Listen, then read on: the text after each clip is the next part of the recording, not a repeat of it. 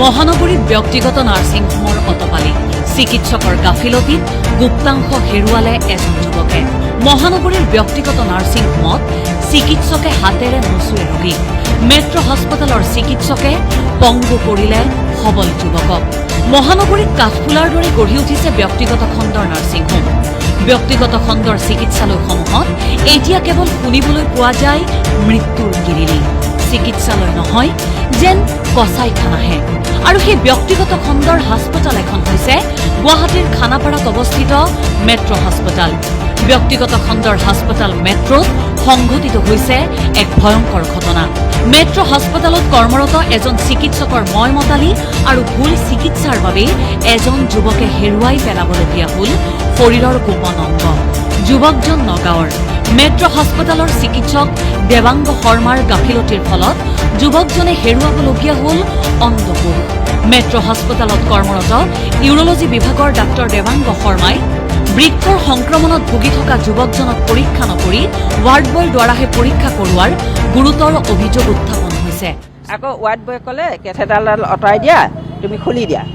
তেখেতে হাতেৰে নুচুৱে তাৰপিছত ৱাৰ্ড বয়টোৱে টানি দিলে টানি দিওঁতে ল'ৰাজনে বহুত কষ্ট পাইছে চিঞৰিছে তাৰপিছত চিঞৰতে তাৰ কৈছে একো নহয় ভাইটি কাইলৈ ভাল হ'ব কাইলৈ মই তোমাক কিবা এটা অপাৰেশ্যন কৰি দিম আজি তেনেকেই থাকা বুলি কোৱা হয় 2 ঘণ্টাৰ পিছতে তেখেতৰ গোটেই তলৰ গুপ্তাংগ ফুলি অৱস্থা নাই তাৰপিছত তেখেতক ক'লো কি ছাৰ কি হ'ব এনেকুৱা তেনেকুৱা বোলে এতিয়া ইয়াত কথা নাপাতিবা বোলে এতিয়া মই য'ত যেনেকৈ কৰিব দিছোঁ তেনেকৈ কোৱা বুলি এজন অভিযন্তাৰ মালিকানাধীন মেট্ৰ হাস্পতাল নামৰ নাৰ্ছিং হোমখন ইয়াৰ পূৰ্বেও বিভিন্ন বিতৰ্কৰ আৱৰ্তত সোমাই পৰিছে GMCত সেই দেৱাংগ শৰ্মাই চালে তেখেতে আকৌ নাৰ্ছিং হোমখন আছে খানাপাৰাত মেট্ৰলৈ তাৰপিছত ক'লে ইয়াতে নহ'ব তেখেতে চাইছে বোলে ইয়াত নহ'ব আপোনালোকে হেৰিলৈ বলক কি কয় মেট্ৰ মোৰ নাৰ্ছিং হোমলৈ বলক তাৰপিছত নাৰ্ছিং হোমত 4 দিন ৰাখিলে 4 দিন ৰখাৰ পিছত তেখেতে কি কয় তেতিয়া হাতেৰে নিজে চাব পৰা হ'ল নিজে চাই কৰি ক'লে না এইটো এনেকৈ ৱায়াৰডাল লগাই দিম আপোনালোকে অলপ ইনফেকশ্যন হৈছে 14 দিনৰ পিছত বা এমাহৰ পিছতহে আপোনালোকৰ মেইন অপাৰেশ্যনটো কিডনীত পাথৰটো আপুনি চাব পাৰিম এতিয়া আপোনালোকে ঘৰলৈ যাওকগৈ তাৰপিছত ঘৰত আহি ল'ৰাটো 4 দিন ৰাখিলোঁ 14 দিন যেতিয়া ধৈৰ্য ধৰিব লাগিব 4 দিন ৰাখিলোঁ 4 দিনৰ পিছত তেওঁ মানে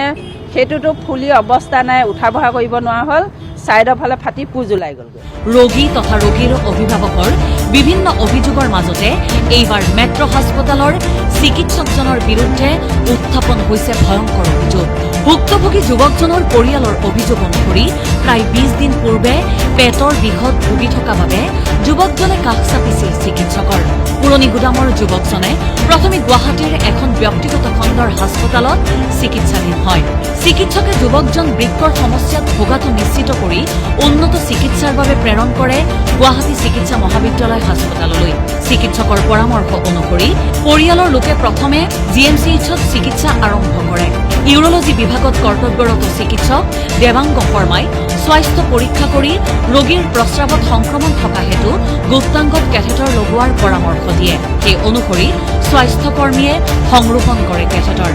এসপ্তাহৰ পাছত ভুক্তভোগী ৰোগী GMCHত উপস্থিত হোৱাত ডাক্তৰ দেৱাংগ শৰ্মাৰ নিৰ্দেশ মৰ্মে ৱাৰ্ড বয়ে কেথেটৰ টানি জোৰেৰে এৰুৱাই দিয়াত ৰোগীজনে চিৎকাৰ কৰি উঠে নিশালৈ অত্যাধিক বিষত কোঙা হৈ পৰে ভুক্তভোগী ৰোগীগৰাকী পুনৰ ৰোগীগৰাকী GMCHলৈ আহে আৰু তেতিয়াই চিকিৎসক দেৱাংগ শৰ্মাই GMCHত বেড খালী নথকাৰ অজুহাতেৰে ৰোগীজনক খানাপাৰাৰ মেট্ৰ হাস্পতালত ভৰ্তি হোৱাৰ পৰামৰ্শ দিয়ে মেট্ৰ হাস্পতালত 4 দিন চিকিৎসাৰ পাছত বৃহৎ টকাৰ বিল কৰি ঘৰলৈ অহাৰ পাছতেই ৰোগীৰ গুপ্তাংগৰ পৰা পুজ নিগৰিবলৈ আৰম্ভ কৰে ফলত ভুক্তভোগী ৰোগীগৰাকী নগাঁৱৰ এখন ব্যক্তিগত হাস্পতালত পুনৰ ভৰ্তি হয় নগাঁৱৰ হাস্পতালৰ চিকিৎসকে পৰীক্ষা কৰি তাৎক্ষণিকভাৱে গুপ্তাংগৰ অস্ত্ৰোপচাৰৰ পৰামৰ্শ দিয়ে মেট্ৰ হাস্পতালৰ চিকিৎসক দেৱাংগ শৰ্মাৰ ময়মতালি আৰু ভুলৰ বাবে ভুক্তভোগী ৰোগীজনে গুপ্তাংশৰ এটা অংশ হেৰুৱাই চিৰদিনৰ বাবে ঘূণীয়া হৈ পৰাত দুৰ্ভগীয়া পৰিয়ালটোৱে এতিয়া ন্যায় দাবী কৰিছে আৰু এই ঘটনাৰ পাছতেই উত্থাপন হৈছে প্ৰশ্ন চৰকাৰী চিকিৎসকৰ সৈতে কিহৰ অংক জড়িত হৈ আছে মেট্ৰ হাস্পতালৰ বাৰে বাৰে কিয় বিতৰ্কৰ আৱৰ্তত সোমাই পৰে খানাপাৰাস্থিত মেট্ৰ হাস্পতাল মেট্ৰ হাস্পতালৰ এনে বহু অকথিত কাহিনী আমি উদঙাম আমাৰ পৰৱৰ্তী প্ৰতিবেদনত